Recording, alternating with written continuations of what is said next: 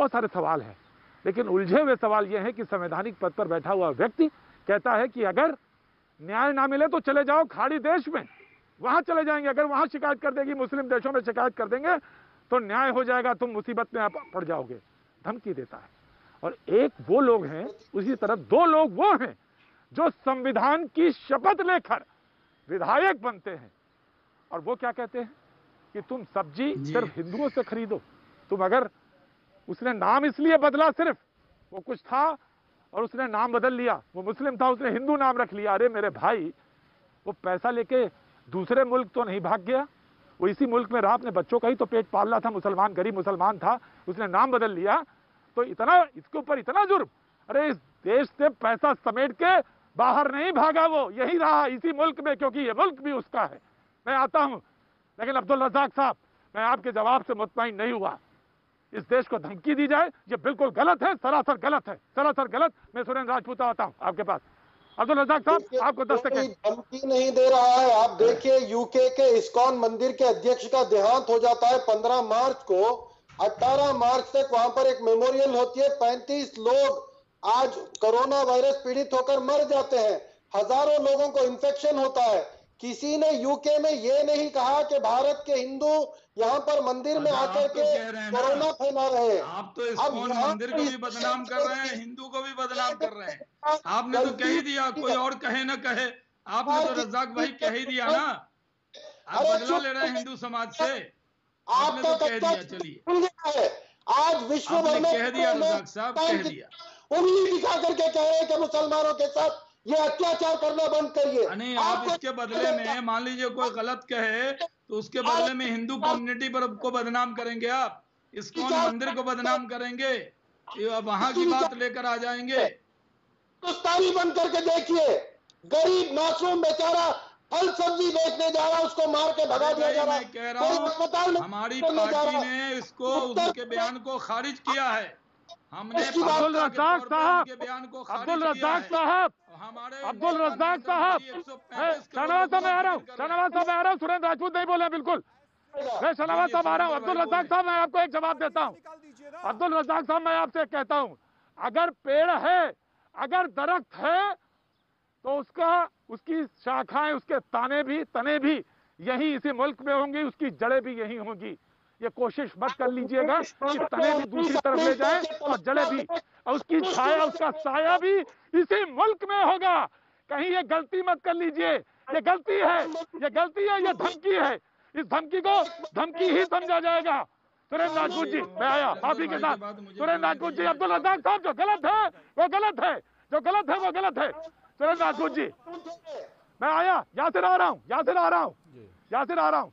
Surendra Rajput ji please 10 second. हाँ, सुरेंद्र राजपूत जी, देखिए मैं मैं सबसे पहले तो प्रतीक भाई, आप अब थोड़ा समय मुझे जरूर दे दीजिएगा, चूंकि सबसे आखिरी और सबसे अनकॉल्ड फॉर शायद गेस्ट हूं मैं, तो सबसे बड़ी बात यह है ना, कहते हैं कि मैं माफी चाहता हूं, मैं माफी चाहता हूं, पूछते हैं कत्ल, मैं माफी मांगता हूं, मैं माफी चाहता हूं आपसे सुरेंद्र राजपूत जी। मैं आपके लिए है और अरे सर मैं अब आपको एक तो पहली चीज तो इरफान आज चले गए, उस आदमी ने अपने नाम के पीछे से खान तक हटा लिया था, उसको खिराजे अकीदत कि 1000 साल नरगिस अपनी बेनूरी पे रोती है और बड़ी मुश्किल से होता है चमन में दीदावर का आना। इरफान जैसा आदमी ना आया है ना आएगा, भगवान उसको अपनी शरण में रखे।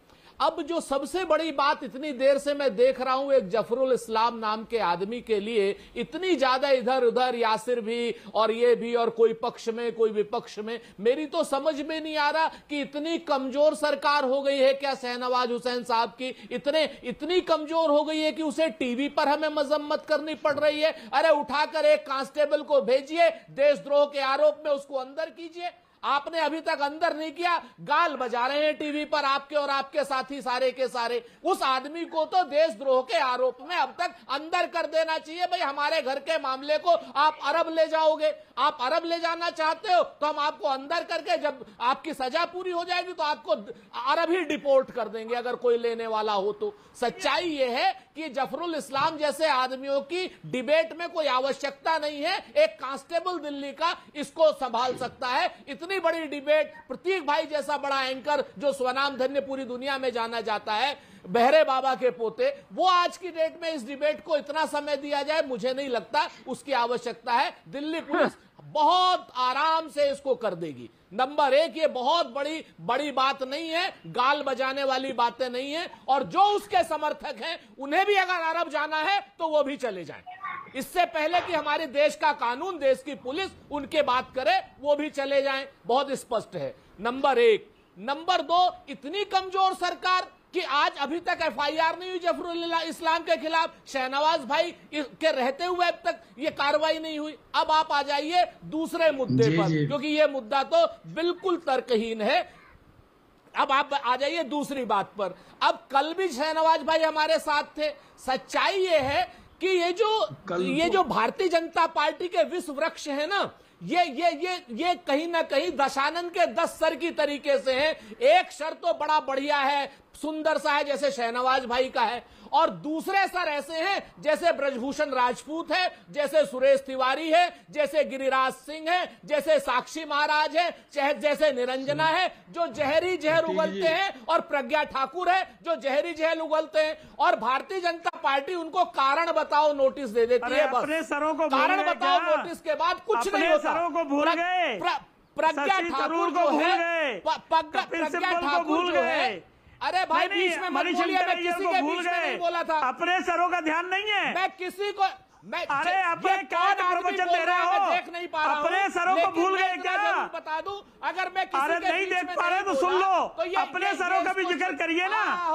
नहीं, मणिशंकर अय्यर को भूल गए, शशि थरूर को भूल गए, चिदम्बरम को भूल गए। अरे आप क्यों सलाह दे रहे हैं हमको? सरकार ने किसके खिलाफ कौन सा एक्शन लेंगी? आप थोड़ी एडवाइस करेंगे हमको? 10 सरों के, अरे आप एडवाइस नहीं करेंगे। वाजपेयी जी आप बहुत अच्छी डिबेट करते हैं। वाजपेयी जी आप बहुत अच्छी डिबेट करते हैं, बहुत संयमित डिबेट करते हैं। मैं दूंगा आपको मौका दूंगा। सुरेश राजपूत जी को बोलने दीजिए। सुप्रीम कोर्ट के लॉयर बोले जा रहे हैं, प्रवचन किए जा रहे हैं, हम इनके प्रवचन सुनने आए हैं क्या? नहीं, जो खुद आदमी चोर है वो दूसरे को हमको धमकी देगा। नहीं, ये हमको सर खिला रहे हैं, अपने सरों को भूल गए क्या? बिल्कुल, ये अपीजमेंट वाले मुसलमानों के बारी पे बोलिएगा अगर आपकी जरा सी भी तमीज है तो। अगर आपको तमीज है तो अपनी बारी पर बोलिएगा। तमीज ना सिखाइए हमको। अब मेरी बात सुन लीजिए, आपको बहुत छोटी सी बात सुन। हाँ, मुझे मालूम है आपको शहनवाज हुसैन और भारतीय जनता पार्टी से सुरेश राजपूत को डिस्टर्ब करो। सुरेंद्र राजपूत को डिस्टर्ब करने का ठेका लिया है सुप्रीम कोर्ट के लॉयर ने। अरे आपके क्या कपड़े? जी बिल्कुल, राजपूत जी को बोलने दीजिए। वाजपेयी जी भारतीय जनता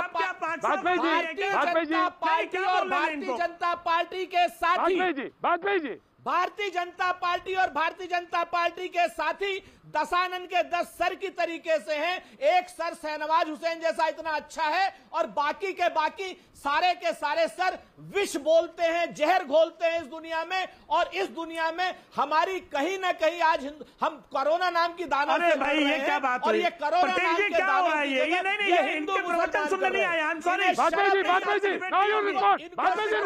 दे देंगे। नहीं, ये दशानन की बात कर रहे हैं, जहर की बात कर रहे हैं, ये मणिशंकर अय्यर की बात क्यों नहीं करते?